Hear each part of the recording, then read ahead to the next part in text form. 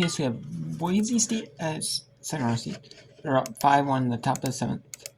We have Utah Tech down 3 to UNLV in the bottom of the 4th. UNLV wearing their St. Patrick's Day uniforms.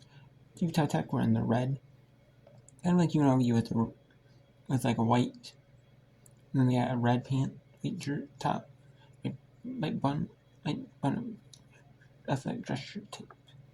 And you got the red pants with the black belt, black socks, and the red stripes in the middle. The red numbers.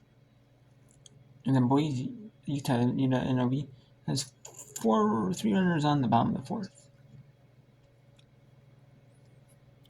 This could be blown open in UNLV's runners St. Patrick's Day themed jerseys. It might be either kept by the players, or they're going to be auctioned off probably for something. I'm guessing, most likely. And then Brian Brown is at halftime. And you can look at the score. It was 4-3 when the team at halftime break. And then Houston takes it to 8-4-2 in Houston.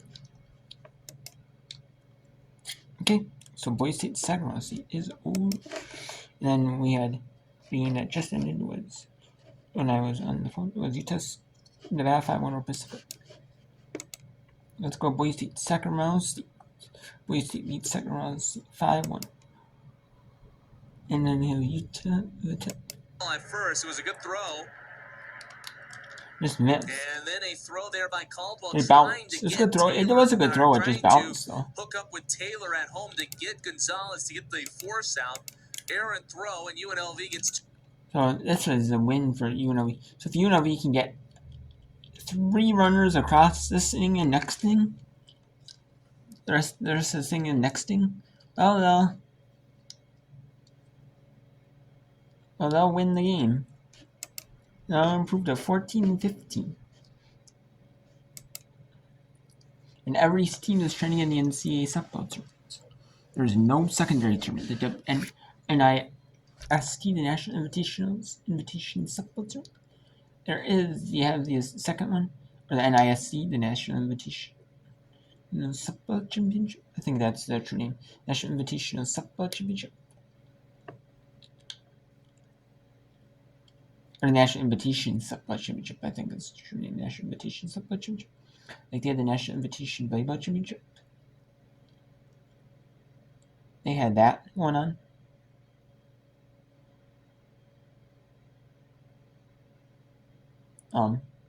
That was the second tier tournament.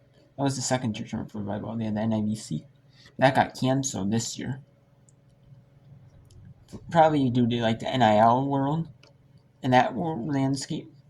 Like, in the NIL world, it's you're not like, it's not really like a benefit to like the player, to like the schools that want to play in that anymore.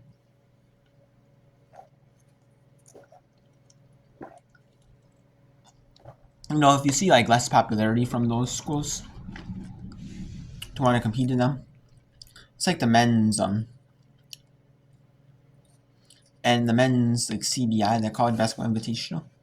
They had the College Basketball Crown tournament that Fox has. It was 18. It's kind of more power conference based. It was 16 last year. It was kind of more first round and second round on the quarterfinals, semifinals, and finals. It's more power conference based. In the men's NIT is less power conference based, but still, it's more power conference. There's some power conferences that don't make it to the CBC. Don't. But yeah, I don't mind it. The CBI, the College Basketball Invitation, is canceled. They only had 11 teams last year. Only able to get 11 teams last year. Top 6 got into the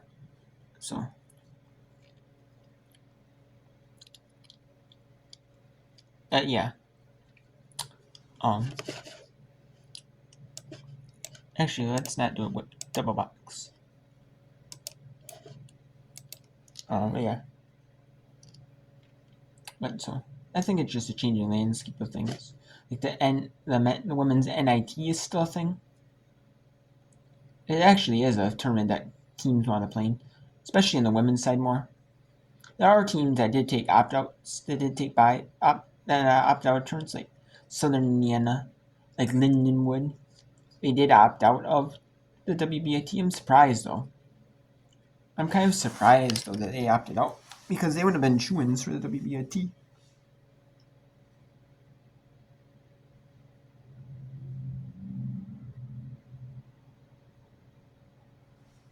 But whatever. You know, it is what it is.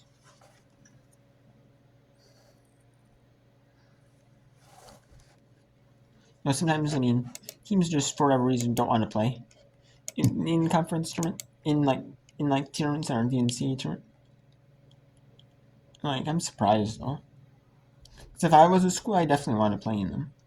Like, I mean, I understand if you're firing your head coach. You know, like, you're going to end up firing your head coach.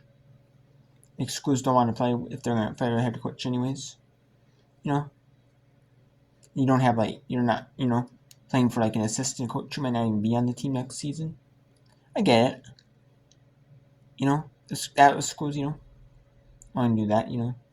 But schools that I don't understand why the schools don't like all the schools. If I was a school, I know I was to be accepting like every invite I got. You know, if I got an invite like the men's team to play in the WNIT, or I got an invite from the women side to play in the WVT or WNIT, I'd take every invite I could. Honestly, I would if I was a school. I would.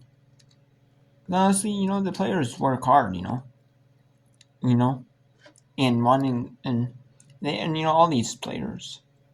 I mean, if the players don't want to absolutely play in the tournaments, you know, the players do not want to whatsoever. Majority of the players do not. Then no. I feel like a lot of these players do want to play, especially from like the mid-major levels. They want to play in these tournaments to prove that, hey, we got snubbed out of this tournament. You know, or we're mid-major, you know, trying to build up. You know, trying to build up and grow. Like you see some good mid-majors in actually like the WBIT and stuff like that, like North Dakota State. Some got snubbed out of that got lost in their conference tournaments. Eastern Kentucky, like Big Nice. Like you got like I said, North Dakota State. So you know, it's like some really good solid teams in conference, non-conference, in like the regular, in like mid-major conferences, in conference, in like non-conference and conference play. I don't know, but I understand. Like softball was the first one though to go though, because in softball, a lot of these schools realize that you know they're not gonna go pay expenses to like travel, even if you know like travel to these schools, and then like the top seeds. You know, even if it was like 8 teams, right? Even if it's 8 teams, like say like a women's college World Series, right? 8 teams, or you say have 16 teams. You know, at 4 say sites, at 4 campus sites, top 4 seeds host. You know, all you have to do is pay for the tickets, flight tickets to stay there. You know, in hotel rooms and that. You know, teams with softball programs, they feel like it's not worth it for softball because for softball I'm not making any money. We're not making money off this sport. I mean, eventually I wouldn't be surprised if it came back. I wouldn't be surprised at all. I wouldn't be surprised if it did. Like the volleyball invitation. It's like they had the men's what's the one, the CIT for the men's college basketball. That got discontinued. And it's probably never gonna be brought back. Same with the CBI. They have on Flow Sports and at 11. You know, they can't even get an 8-team field. You know, that wants to compete in the CBI, like an 8-team field. Even teams of like they have 16 teams. It means they can't get 8 teams. Like the college basketball crown, they went from 16 to 8. So it's like, you know, 8 teams. It's like, you know, so it's like, You know, I know it's a thing for Fox to make some money off college basketball. I know it is. It's like an ESPN owned and operated tournament. Where those like college basketball tournaments. You know, they're ESPN owned and operated. Or bowl games, ESPN owned and operated bowl game, college football bowl games. So you're making like money off that. You're making money because it's free for you to have like the TV audience, and you get like a sponsor, and ESPN gets like a sponsor, highest bidder sponsor, and yeah, you can get like a highest bidder sponsor, get someone to sponsor the game, which somebody will, and then yeah, you get viewership off the game. You know, I mean, it's like a win-win. It's like a win-win for everyone involved. You know, ESPN gets cheap game that that all they have to do is the sponsor might pay for, like, say, rent the Steam out. The school rent the Steam out, and then ESPN makes money off the ads. It's like a win-win. Like, they're not losing money. I'll tell you that much. Tell you that much. So yeah, it's like the NIVC. I'm surprised though, because volleyball is a growing sport in the NCAA. It is a growing sport. So I'm really surprised though that the NIVC is not a thing still. That I am surprised about. I mean, NISC softball does not have as many schools have. There are some schools without volleyball programs. Like 20 some schools don't have volleyball programs. Like Oklahoma State, but there's like some other mid majors, like 20 of them. And there's a few American schools don't have. A few mid major schools don't have. Or even a women's volleyball program. I'm not talking even men's volleyball, because that says Pepper's women's volleyball and the collegiate volleyball. But it's like more like international thing, like the international level, like overseas. It's more like a big, or more like big cities. You might see like high school volleyball or college volleyball, like big sim schools that are like really prestigious, like volleyball schools, like either current prestigious volleyball schools or used to be prestigious volleyball schools on like women's side. Or sometimes they might have, or they might have started out with a men's program and then turned in and then had a women's program. Maybe, I don't know, but that's probably too far between. They got Texas State up 8-6 in Houston. Let's go to the Bryant at Brown. Bryant down to the Bryant, or Brown. Bryant down to the Brown with 11:30 to go in the third quarter. Bryant, one player to beat. Now will hot-foot it over to X. Comes back behind the net. Good look. Working it. What a dodge and a fire over the net by Peterson. Wow, what a great initial dodge there from Peterson to just go flying right past him. And then the Mountain West Network, we're going to have Utah Tech and UNLV. And if Utah Tech does not score any runs in the bottom of in top of the fifth, Utah Tech does not, then there will only be 2 games left. We'll have Bryant at Brown and Texas at Houston. We may also have a third one. I may also add Oklahoma State and Grand Canyon that list.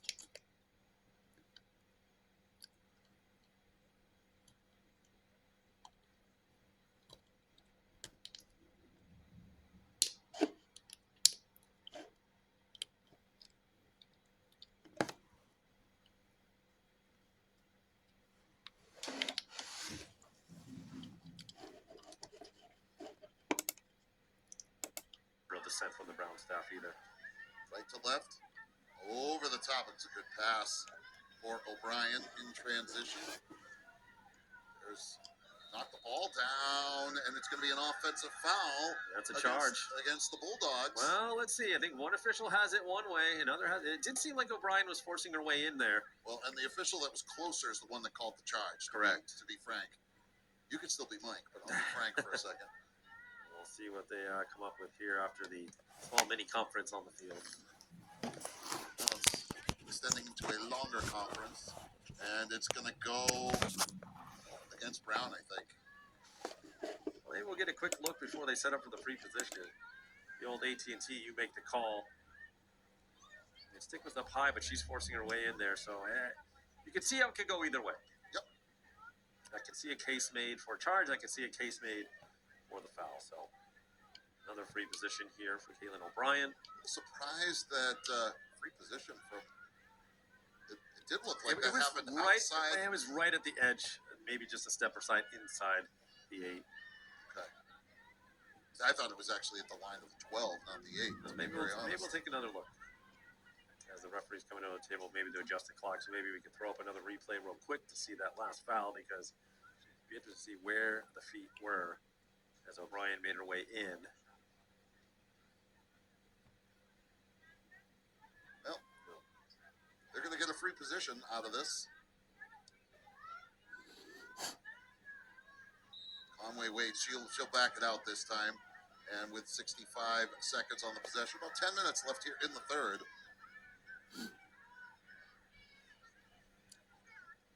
Bulldogs did have some long stretches against Vermont in their last game as well, where they couldn't get in the back of the net. It took them 13 minutes to get their first goal in that game. That one skipped wide of Conway. I thought the goaltender did a good job of following the shot as the Bulldogs work out of the near side. O'Mara working against Johnson. Push in against around Peterson. A tough angle shot is saved by Conway. Ground ball pickup by the Bears. And that's the exact type of shot that the Bears want to give up. They know that Conway's so solid when she's able to hug those pipes. They can get a very, very difficult angle. Not a lot of goal to shoot at. Another good completed clear there by the Bears. Yeah, that was one of those situations where taking it yourself was the wiser play. We've criticized it. You know, I wouldn't say criticize it, but I think just bringing it to the attention. Right. Yep. It mentioned that was an area that coach coach wanted to see, and that was a situation where passing might have gotten them in trouble. Right. Good decision making. Yeah, and that's what you want to see. You want to see that growth. When to do certain things, is that ball just a little bit off target. That's not what you want to see. No, unforced turnovers, never a good thing, and that'll be the Bears' 5th. We'll have on the left Utah Tech and UNLV. We're going to end the whip run on this one. When this one ends, we're going to show the final on this one. Well, actually, you should show a little bit of Texas State and Houston. Land foul. We will show that one as well. A little bit of the split screen with both games as well. And then if there is a little bit of extra whip run, we can do Oklahoma State number 22 Grand Canyon. In turn, Oklahoma State. They were 15th in the pool. And they fell to 21st. So we'll see on that one. But if there's 3 games going, like some of Texas Houston still in. Actually, Bryant Brown will not be going on, so no. So I won't do any whip around then.